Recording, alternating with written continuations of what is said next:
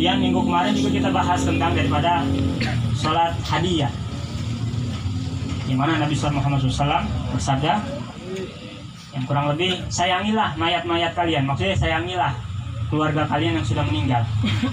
Dengan apa? Dengan bersedekah. Bersedekah atas nama mayat tersebut, atas nama orang-orang yang udah mendahului kita. Kalau nggak bisa bersedekah, falyusolli rakaatain, sholat 2 rakaat, sholat hadiah khusus untuk si mayit, siapapun orangnya. Sholat 2 rakaat, ya mungkin juga udah di-share sama Pak Ketua. Udah di-share tata caranya. Sholat 2 rakaat, baca Fatihah. Setelah baca Fatihah, baca ayat kursi. Setelah ayat kursi, baca Alhaakumut Takatsur. Setelah Alhaakumut Takatsur, baca Qul huwallahu ahad 11 kali.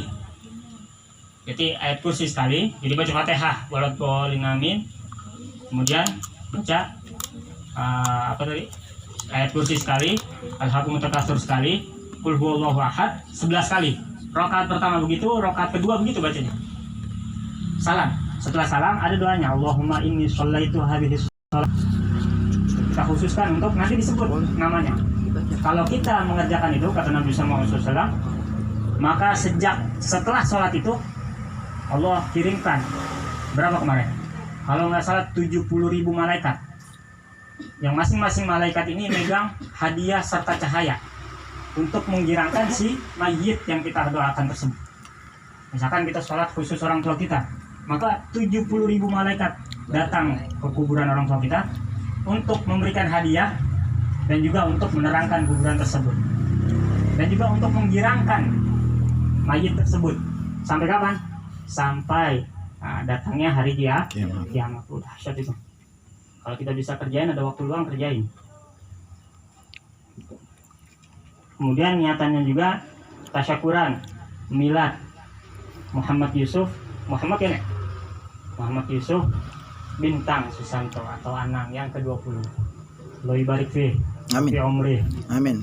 Mudah-mudahan Ta'atillah wa rasulih. Kesehatan, berikan panjang umur, berikan rajin lagi ngajinya, biar jadi anak yang berbakti kepada orang tuanya. Amin. Kemudian juga tuan rumah mempunyai niatan tasyakuran untuk keberangkatan aja istri hari ini Sukmawati Puput. Siapa itu? Oh, kakak ke Malaysia. Mudah-mudahan Allah jaga dari sesuatu yang nggak diinginkan. Amin. Allah berikan kesehatan, panjang umur. Amin ya rabbal alamin.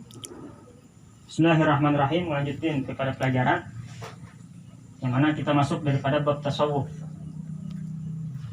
yang mana dijelaskan tasawuf ini adalah bisa dikatakan pembersihan hati. Ke bagian dalam terus. Tasawuf itu bagian dalam, bagian hati. Bismillahirrahmanirrahim. Qala musannif rahimahullah ta'ala wa nafa'ana bihi wa bi ulmihi fid dharain amin. Wa hifdzul qalb minal ma'asi wajibun 'ala kulli muslimin. Menjaga hati dari maksiat itu wajib atas setiap muslim. Menjaga hati dari maksiat itu wajib atas setiap muslim. Nanti dijelaskan apa yang dibilang hati bermaksiat itu bagaimana, nanti diberikan. Karena hati itu adalah mobilator, atau kalau mobilator nggak paham, penggerak. Hati itu penggerak. Apa yang keluar dari kata-kata kita, dari lisan kita, dari gerak-gerik kita, itu berawal dari hati. Hati itu nggak bisa dibohongin. Hati itu mobilator. Bahkan dikatakan oleh Nabi SAW, Inna fil jasad mudghah, ala wa inna fil jasad mudghah. Apakah kalian tahu? Nabi bahasa, apakah kalian tahu? Di dalam tubuh itu ada segumpal daging. Ada segumpal daging. Idza salahal jasadu kulluh. Kalau segumpal daging itu baik, maka jasadnya juga baik. Wa idza fasada jasadu kulluh. Fasadal jasadu kulluh. Kalau segumpal daging itu nggak baik atau rusak, maka seluruh badannya juga rusak. Apa itu? Hati. Gitu. Jadi hati. Ingat, hati itu mobilator, penggerak. Hati itu selalu 24 jam, kalau kita nggak tidur 24 jam, hati itu pasti akan ada lintasan-lintasan. Kalau lintasannya buruk, itu datang dari syaitan. Kalau lintasannya baik, itu datang dari Allah Subhanahu wa Ta'ala. Makanya para dikatakan oleh Nabi sallallahu alaihi wasallam, kalau misalkan kita lagi datang lintasan yang baik, maka ucapkan alhamdulillah. Buru-buru ucapkan alhamdulillah. Lintasan yang baik apa? Lagi bengong, ngopi, misalkan gue mau sholat jamaah entar, itu kan lintasan baik. Langsung buru-buru alhamdulillah. Walaupun luar lintasan langsung buru-buru alhamdulillah. Biar apa? Biar nikmat yang ada bertambah.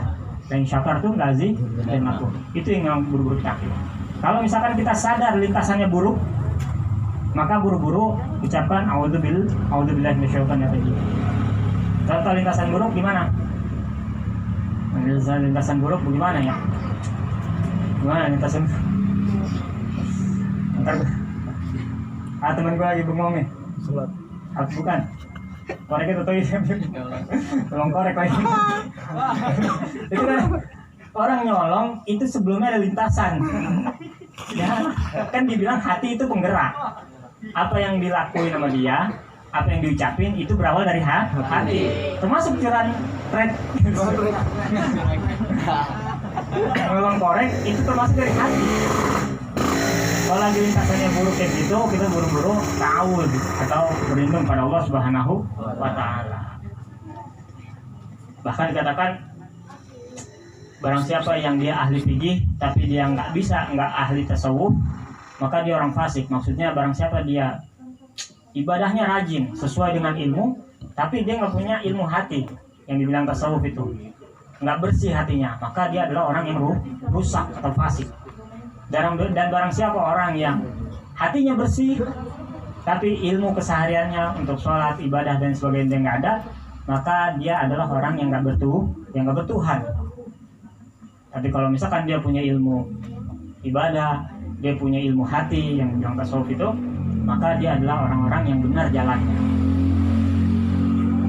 Termasuk nanti kalau kita termasuk daripada ghibah, hasad, iri sama orang itu semua kebahas, cuma sedikit-sedikit.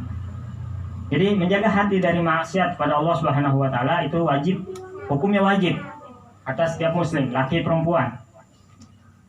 Wa kadza hifzul a'dha fardhu 'ain 'ala kulli muslimin, dan juga menjaga anggota tubuh itu juga hukumnya fardhu 'ain, wajib atas setiap muslim, laki perempuan. Menjaga tubuh, menjaga hati dari maksiat kepada Allah, dan juga menjaga anggota tubuh dari maksiat kepada Allah Subhanahu wa Ta'ala. Wa min ma'asil qalb asyak fillahi ta'ala. Dan salah satu daripada maksiat kepada Allah Subhanahu wa Ta'ala, maksiat hati. Salah satu maksiat hati itu adalah kita ragu terhadap Allah Subhanahu wa Ta'ala. Hati kita ragu. Nah, ini kerjaan kita nih. Kita harus berusaha buat meyakinin. Kadang anak juga kalau lagi bikin snap, bukan lagi pengen nyebarin snap karena biar orang tahu, enggak. Kadang juga buat muatin self reminder ya. Iya begitu. Gitu. Jadi bukan berarti pengen ngasih tahu orang, enggak. Lebih muatin hati, muatin diri. Gitu. Nggak usah jauh-jauh. Kita pernah posisi yang benar-benar susah. Posisi susah, artian susah nih, nggak punya duit. Belangsak, benar-benar belangsak. Pasti kita pernah berada di posisi tersebut. Pada saat posisi tersebut, itu paling demen setan tuh. Lintasan-lintasan buruk paling demen. Gitu. Makanya kalau misalkan lagi dalam keadaan kayak gitu, terus kita udah mulai ragu terhadap Allah Subhanahu wa Ta'ala, itu adalah salah satu maksiat hati seperti itu. Padahal tidaklah orang diciptakan oleh Allah Subhanahu wa Ta'ala melainkan rezekinya udah ada. Tinggal bagaimana kitanya nih. Kitanya rajin apa enggak? Gitu. Kalau misalnya kerjaan kita cuma rebahan doang dari pagi sampai sore, ya susah juga. Kaum rebahan tuh ya susah juga untuk mendapatkan rezeki yang Allah berikan. Jadi jangan takut, apalagi dalam bab rezeki itu jangan takut. Sebelum Nabi Allah Adam diciptakan, 50.000 tahun sebelum Nabi Allah Adam diciptakan, itu kita udah ditulis sama Allah Subhanahu wa taala. Nabi Allah diciptakan 50.000 tahun ke depan. Setelah itu diciptakan ini, rezekinya, ajalnya, jodohnya, takdirnya, semua ditetapkan oleh Allah Subhanahu wa taala. Jadi tugas kita, nah ini agar kita enggak ragu terhadap Allah Subhanahu wa taala, prasangka baik kepada Allah Subhanahu wa taala. Prasangka baik. Dengan prasangka baik gimana? Satu, rajin ibadahnya sebisa-bisa kita. Ibadah sebisa-bisa kita dengan sesuai aturannya, yakni belajar ilmu. Yang kedua, doa jangan tinggal. Doa aja tinggal. Misalkan kita lagi dalam keadaan susahan, doa, terus doa. Doa, usaha, terus begitu. Dan harus yakin. Semua harus yakin. Gitu. Termasuk pelajaran-pelajaran yang ilmu-ilmu hitam katanya itu, ya kan? Kalau mereka nggak akan berhasil kalau nggak yakin. Coba deh nanti masuk belajar, disuruh dikasih wirid ini, dikasih ini, harus yakin. Kalau nggak yakin lu nggak lolos. Sama, kita juga harus yakin. Apalagi dalam bab rezeki. Wa qadara arzaqahum wa ajalahum, dan Allah Subhanahu wa taala telah menentukan rezeki mereka, yakni rezeki makhluknya Allah Subhanahu wa taala, wa ajalahum, dan juga ajal mereka. Jadi rezeki kita pasti akan dapatkan. Yang penting bagaimana kitanya. Balik lagi kitanya. Kitanya rajin atau enggak.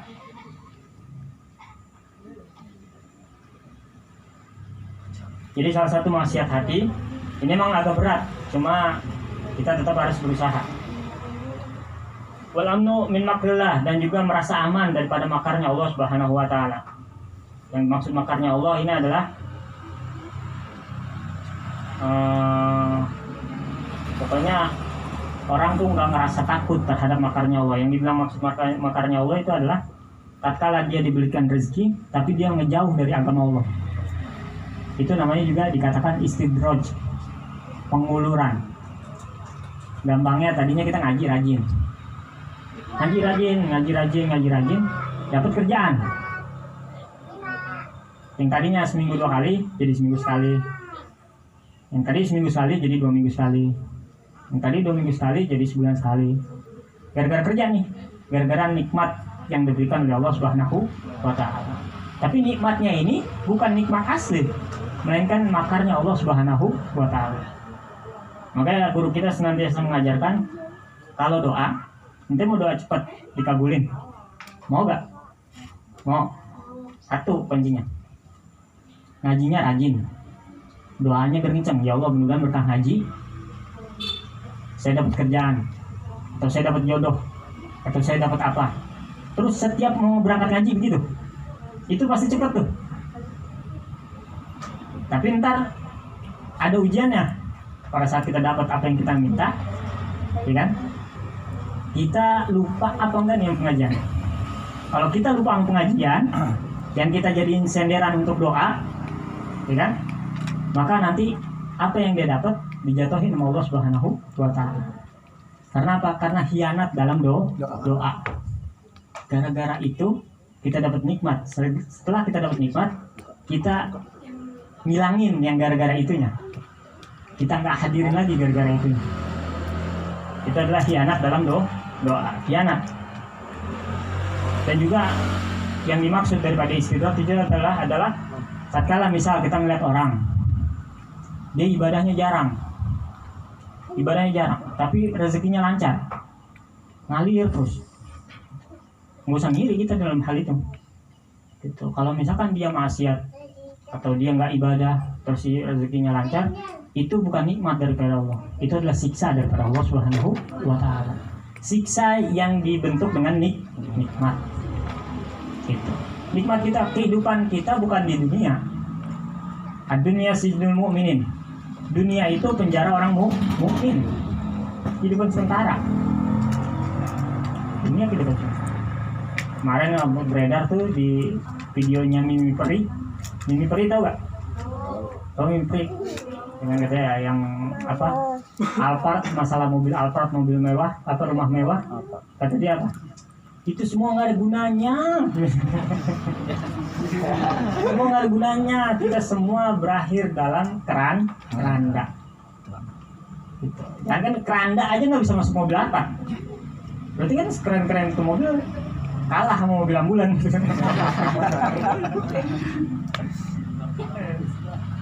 Jadi nggak usah iri dalam melihat orang dalam hal yang bisa dibilang rezekinya lancar, tapi dia nggak ibadah. Jangan, itu apa murkanya Allah Subhanahu Wa Taala terhadap dia.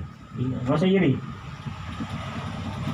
Kebahagiaan bukan harta, kebahagiaan bukan uang. Ada syair tuh, masalah syair Nur Musowa, hidup senang bukan banyak uang, hidup senang hatinya tenang.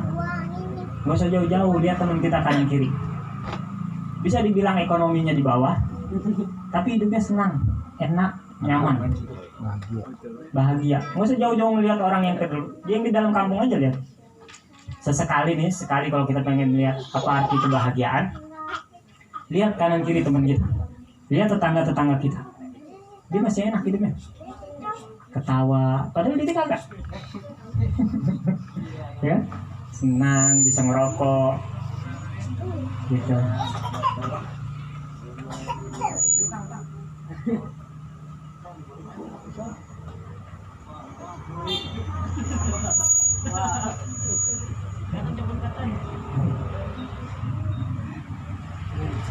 Jadi kebahagiaan itu, nah ini buat ngencengin hati nih, buat ngencengin hati. Kalau lagi hati kita lagi ragu, kita harus ambil kalimat yang selalu bisa menguatin hati.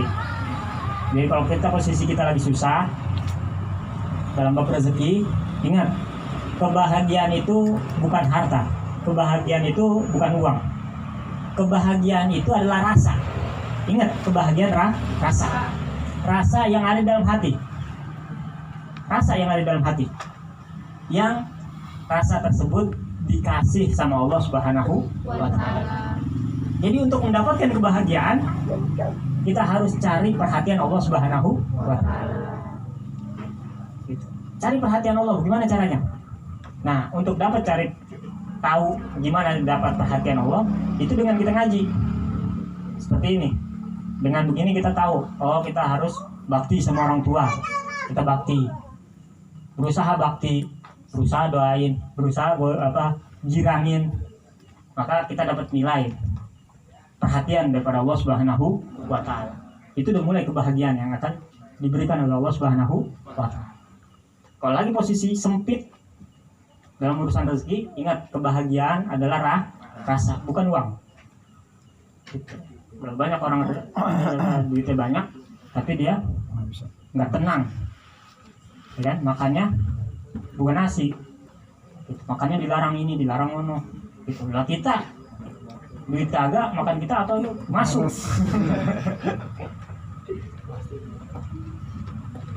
Daripada maksiat hati adalah ragu terhadap Allah Subhanahu wa Ta'ala. Dan juga kalau misalkan kita dalam keadaan sempit, ini jadi mana? Nggak apa-apa. Dalam saat keadaan sempit rezeki, ya kan?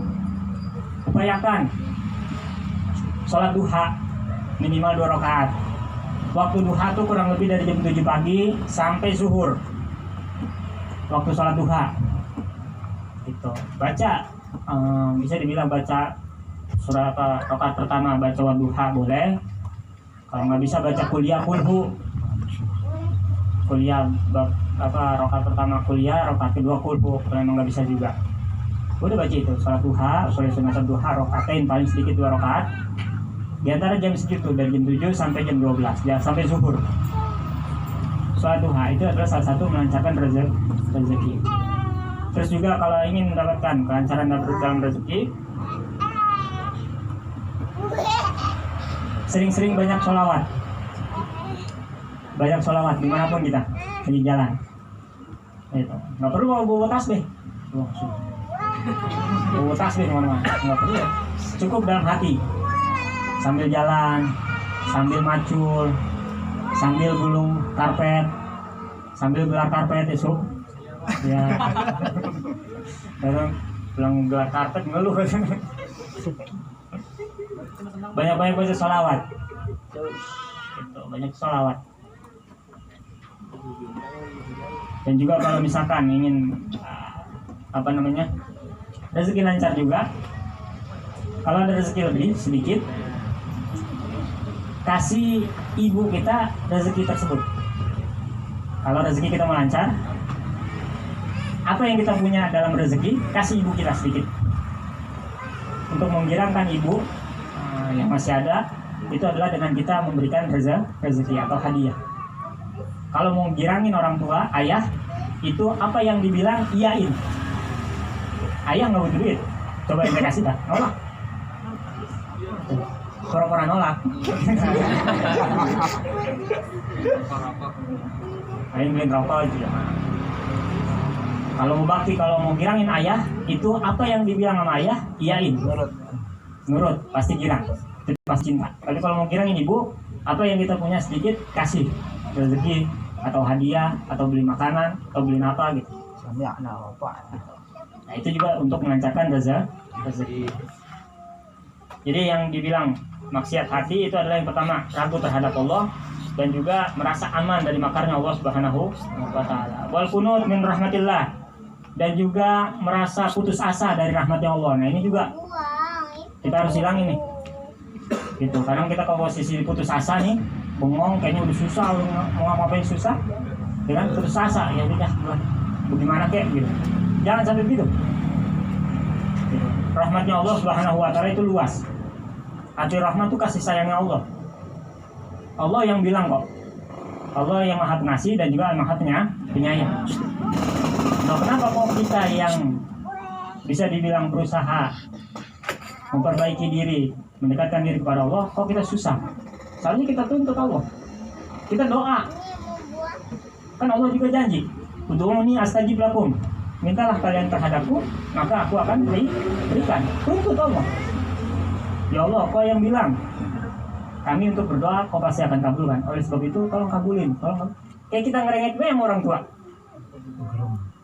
Kan dulu kita kecil, kalau mau apa-apa ngerengek, guling-gulingan, guling-guling pasir, gak dikasih. Begitu juga mau Allah. Gitu. Tapi nggak perlu depan umum, di masjid lagi. Ya Allah, gitu. Mengapa?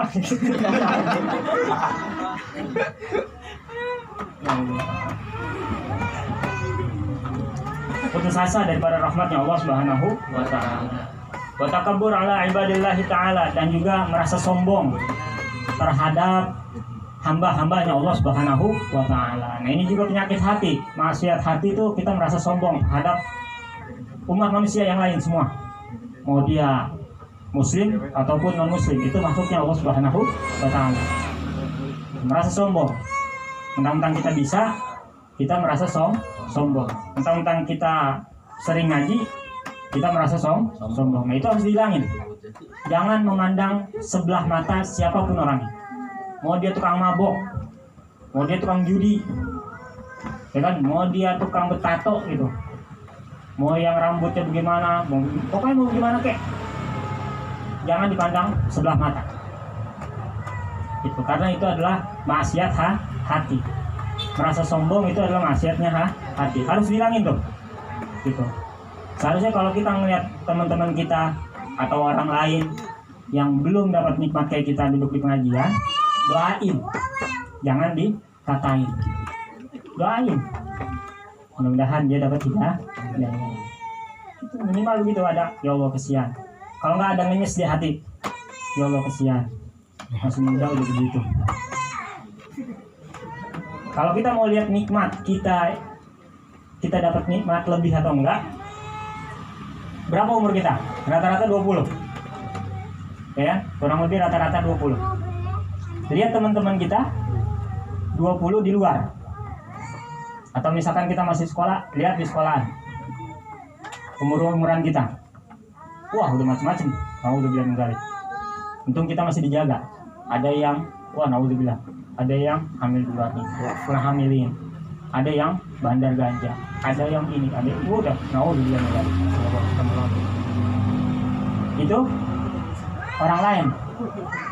Bukan berarti kita ngelihat mereka buat memandang remeh, bukan. Tapi bahwa kita lihat, oh alhamdulillah, saya nih dapat nikmat lebih ketimbang dia. Kenapa?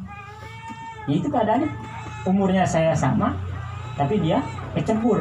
Sedangkan saya alhamdulillah nggak kecebur. Itu nikmat besar. Tapi sayang gitu. Jadi jangan merasa sombong terhadap siapapun hamba Allah Subhanahu wa Ta'ala. Itu karena penyakit hati.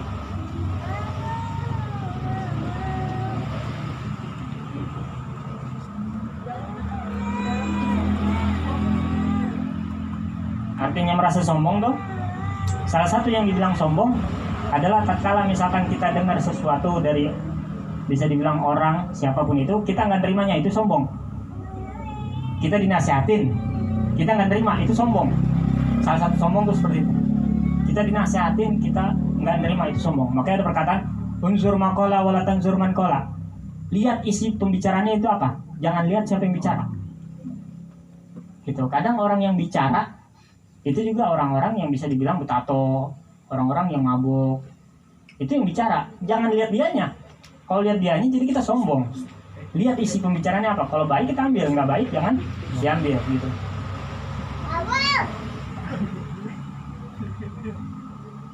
Waria dan juga ria juga daripada maksiat hati. Ria tuh pengen dipandang, pengen dilihat, pengen dipuji, itu ria. Kita jangan kayak gitu. Cara ngilanginnya gimana? Nah itu kita yang tahu, karena itu ada di hati kita. Cara ngilangin ria, kita yang tahu gimana caranya, karena itu ada di hati kita. Gitu. Wal ujub bi taatillah, merasa ujub dengan taat pada Allah Subhanahu wa Ta'ala. Merasa hebat karena kita taat, kita merasa hebat. Karena kita orang alim atau orang yang tahu, kita merasa paling hebat dari orang lain. Karena kita taat, kita merasa hebat dari yang lain. Nah ini juga penyakit hati, maksiat hati. Cara ngilanginnya gimana? Cara ngilanginnya adalah kita yang tahu sendiri. Bagaimana caranya? Yang penting kita tahu, oh ria itu penyakit hati. Jangan sampai ria. Gitu. Pengen dipandang orang, pengen dipuji orang, pengen dilihat orang, pengen orang bilang hebat. Itu harus dihilangin tuh. Itu penyakit hati. Itu bintik-bintik hati. Wal hasad wallahu ta'ala alam bisawab. Wabillahi ilman warzuqna rahmah. Juga ada lagi hasad, ada lagi dengki, keji. Nah itu